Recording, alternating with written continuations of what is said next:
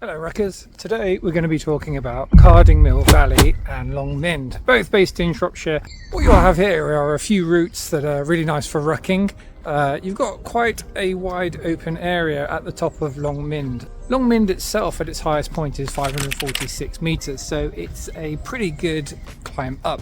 But this is surrounded by a commons area as well, which is mainly used for grazing for sheep and horses. So what you'll have is quite a steep climb up, followed by a very flat kind of ruck after that that's high up, and then a kind of shallow descent on the way down. Now there are shorter routes, but there are a couple of routes that take a bit longer. The one we went for was about 8 kilometers long and took us by Lightspout Falls. And although it's paved most of the way, there are a couple of kind of steep rocky areas that you kind of have to scramble up as well. But once you get to the top, it's mainly flat and you are met with some great views of the valley itself.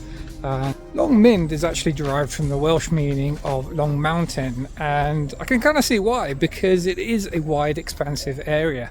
And like with all high places in Britain, it was once home to a Bronze Age fort. Now the area itself used to be woodland, but that was all sort of cut away for grazing area, which is still used to this day for sheep and horses, which you'll see as you drive around at the top of it. It's quite a nice drive actually. You get all the wildlife and the scenery as well. Now, as the routes are maintained by the National Trust itself, it is in fairly good nick, and there is a cafe at the start, which is nice, and there's a lot of well signposted paths and routes, so you can't really get lost. Now there are a few routes that you can take, with the Bellway Loop being the longest of about 10 kilometers, but if you're looking for something a little bit shorter, then the Reservoir Walk is only about 1.5 kilometers.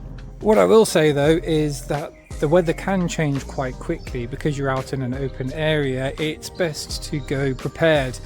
And for a lot of you, you might want to take a waterproof just in case, as the rain does come down. Weather does mean that when it does rain, those rocky areas can be quite slippery. So it's best to take extra care on those parts. Around 8 kilometers, it's not a massive ruck either. It's quite a short stint.